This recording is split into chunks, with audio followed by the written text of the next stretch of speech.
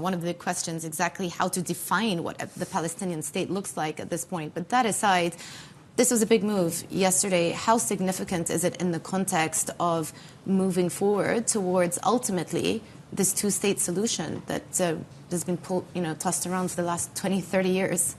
Joumanna, I think this move by Spain, Ireland and Norway certainly was significant, and we could see that, if nothing else, in the Israeli reaction. As you said, it recalled its ambassadors to those three countries. It reacted very angrily. It said that they were effectively rewarding terrorism. The Israeli viewpoint was that this is something that is in favor of Hamas. Those three countries said, no, that's not the case at all.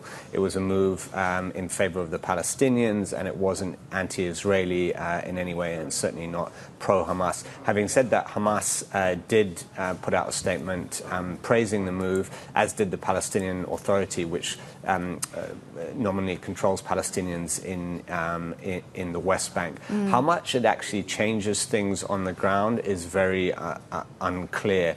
We didn't get much of a reaction from the US. The US also backs a two-state solution, but it says it can only come about through direct negotiations between the Israelis and the Palestinians, and not unilateral actions by the Palestinians towards statehood. But certainly it's symbolic. It is the kind of thing that maybe makes it easier or tempts other countries in Western Europe and the West to follow suit. That we'll have to wait and see. Yeah, and of course the Israeli response was pretty quick. They recalled their ambassadors to Ireland and Norway. Also keeping an eye on the funeral for President Raisi in Iran. I thought it was interesting yesterday that the Supreme Leader, the Ayatollah, led some of the prayers in the funeral, but then also who was actually there. You spoke of Hamas. Ismail Haniyeh was there, the leader of Hamas. Exactly, the political leader of Hamas, who's based in Doha in Qatar, he was there, and he actually got a bit of a hero's welcome on the streets of Tehran when he went down. There were big crowds, and he seemed to get a lot of praise.